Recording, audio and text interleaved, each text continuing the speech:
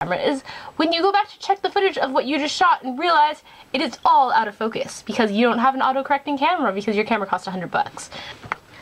I have to reshoot everything that I just shot, so let's get started then.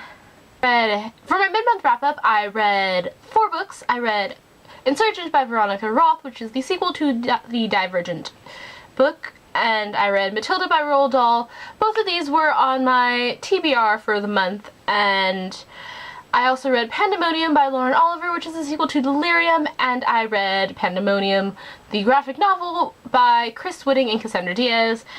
And if you want to see the reviews I gave on those, there will be a link in the description box below. Alright, let's try this again. The other 2 books on my TBR were Zendikar. Oh, wait, this isn't Zendikar. This is the repair. Okay, now that I have shot this all and now have to reshoot it, I am now getting all the book titles mixed up. So let's try this again. This is my Nook book choice, The Throne of Fire by Rick Riordan. This is the 2nd book in the Kane Chronicles. I've decided I'm going to start giving star ratings to my books in these videos, or for this video. We'll see how it goes. I gave this 5 out of 5 stars. I really like the Kane Chronicles series as much as I like the Percy Jackson series. The only difference I have between the 2 series and why the Percy Jackson series might be just a little bit higher is because of the fact I know a lot more about Greek mythology than I do about Egyptian mythology. So I have a lot less ability to see what's coming and who's going to intervene because of my just general lack of knowledge in this area. In this book, Sadie and Carter Kane are trying to resurrect Roth to stop the god Apophis from escaping his chamber, and the thing about this book is that it's told through, it's literally like you are the person finding the story, which is told on a on a cassette, or I think it's a cassette. So basically, I think this would be a really fun series to listen to as an audiobook because that's the way the story is told. But reading it, it's still just as much fun, and unlike the Percy Jackson series where the characters are all demigods, so they're in some way related to the gods, these are the characters in this book are descendants of the pharaoh. So they're not necessarily related to gods, but they are because pharaohs are considered to be gods among men, and etc, etc. I know that much. And the other book on my TBR, which was my non-YA choice, was another Magic the Gathering book. This was Zendikar in the Teeth of Akoum by Robert B. Wintermute, and I gave this 2 out of 5 stars on Goodreads. Needless to say, I was disappointed in this book. Like most Magic the Gathering novels, I go in with quite a decent amount of lore about the world that they're living in and the characters within the story, and most of the characters within the story, because I played the card game and I was actually quite prevalent in these Zendikar blocks, so I played quite prevalently. So I'm very aware of when they say the Eldrazi are a threat in this book, just how painful they are. Damn you Eldrazi ramp decks. So a lot of people complained about this book. A lot of people's complaint was that there wasn't as much action and there was a lot more talking and walking. That didn't bother me. What bothered me about the talking was that every time there was a conversation, it was enigmatic, which, you know, is fine in the beginning of the book because you have to raise the suspense. But when you get to page like 300 and they're still talking enigmatically, or they're at the final destination and they're still talking enigmatically, you're like, seriously, quit talking enigmatically, because at this point, we should know. I'm like, I know the lore behind this, and you like, There was also the problem I had that, in addition to this book not being able to keep my focus, that I was easily lost within this story. Like, they would be talking, and next thing I know, they would be fighting something, and you're like, but that, what? So, I did manage to make it to the end of the book, and I tried really hard to, like, I just felt this story slowly slipping from, because I rate everything a 5-star, and then slowly work my way down, and I managed to finish the book, which is why I didn't get a 1-star rating. But I would not recommend this book. If you want to pick up a Magic the Gathering novel, go with Alara Unbroken, which was phenomenal, not this book. Like, I was so disappointed in this book. And then we move on to the books that weren't on my TBR, because those 2 round off my entire TBR of the month, which consisted of Insurgent, The Throne of Fire, Zendikar, and Matilda. Then we move on to the other books that I finished that weren't on my TBR. So we had another book off of my Nook, which I'm not going to show you because there's no cover. That is 20,000 Leagues Under the Sea by Jules Verne. Hallelujah, I finished this book. I've been reading this book since February. It's been on the longest one on my carryover, and I am glad I am done with it. So, 20,000 Leagues Under the Sea by Jules Verne is a story about Monsieur Arnox, who basically on a boat trip from America to France, they encounter the Nautilus, which is Captain Nemo's submarine, and they get stranded, and Nemo rescues them, and basically like, you are a prisoner on the ship until you die, basically. And so it's their adventures all over the world in a submarine, and I do have to say that while I enjoyed the story, I didn't enjoy it as much as Around the World in 80 Days, so I would say if you want to pick up something by Jules Verne, of the two works I have read, go with Around the World in 80 Days. That was much more interesting. Or maybe try a bridged version of this. The problem I have with this book, and I know this is a common feature in classic science fiction, is the need to sound scientific.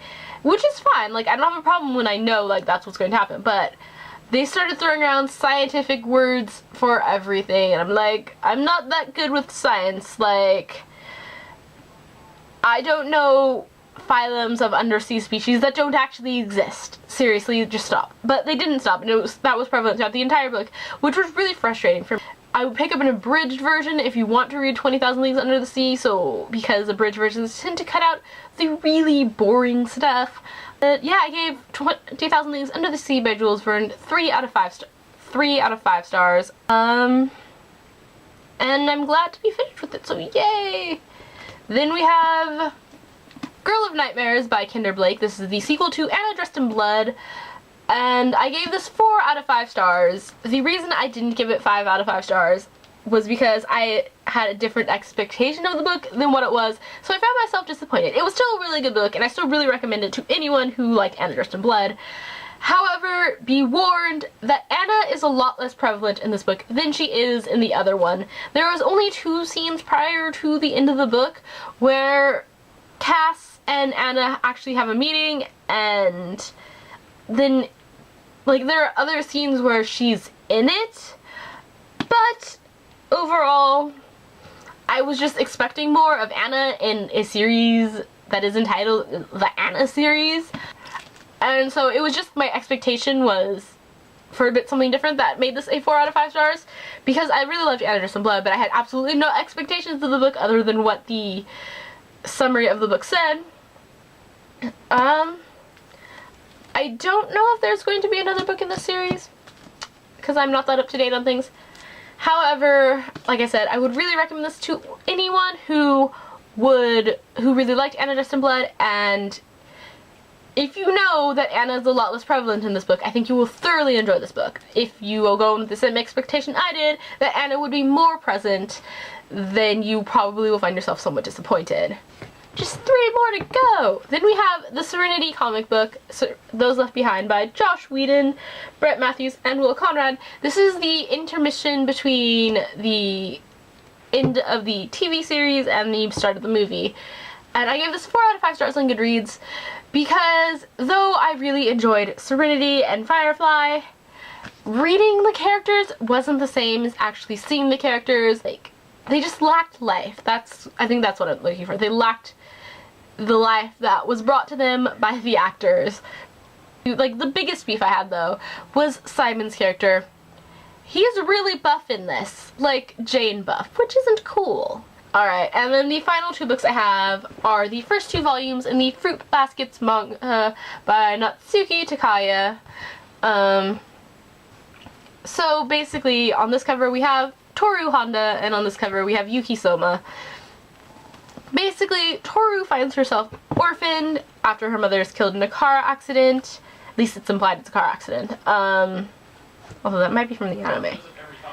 Anyway, she finds herself orphaned, and she ends up meeting the prince of her high school, Yuki, and when he finds out that she's living in a tent, he invites her to stay with him, except he has a secret.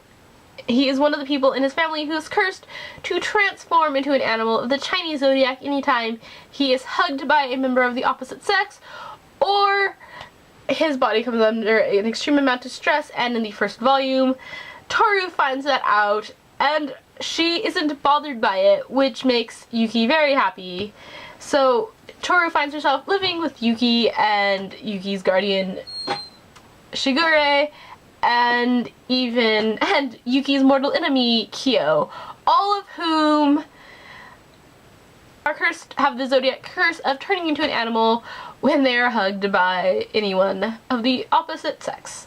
And I really like this manga. I gave both of these 5 out of 5 stars on Goodreads, and I am going to the library soon to pick up more so I can read those.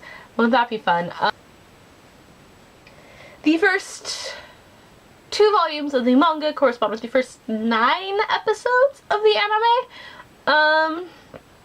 And there are 23 volumes in the manga series and 25 episodes in the anime, so the manga, goes a lot longer than the anime. But I really enjoyed the anime, so I thought I would give the manga a try, and I'm really enjoying it. And for some reason I seem to be on a shoujo manga kick right now, which is funny because I've avoided shoujo for a very long time. So there we go. Those are all of the books I've read so far. I'm filming this on the 29th, so I might pop back in on the 30th or the 31st to add any more books that I finish, because I still have 2 more books to try and finish before June starts. So yeah. Talk to you later. I said I might be popping back if I finished the 2 books that I was trying to read before June started, and I did, so here we go. Let me find the books so I can hold them up. The first of the 2 books that I finished after filming my review was Dialogue by Gloria Kempton. This I started last month for Camp NaNoWriMo. I gave this 4 out of 5 stars. I like the series. I like the fact that it gives you like little exercises at the end of every chapter, and even though I don't agree with everything in the book, it is still really helpful. And the final book I read was my March carryover that was off my Nook. That was Forbidden by Ted Dekker and Tosca Lee.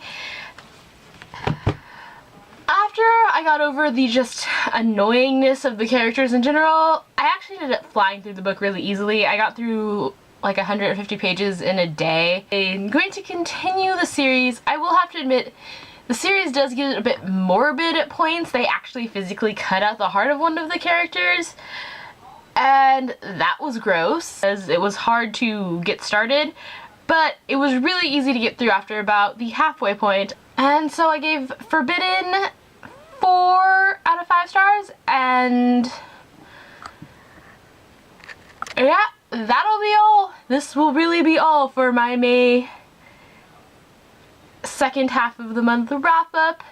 And so until June, TTYL.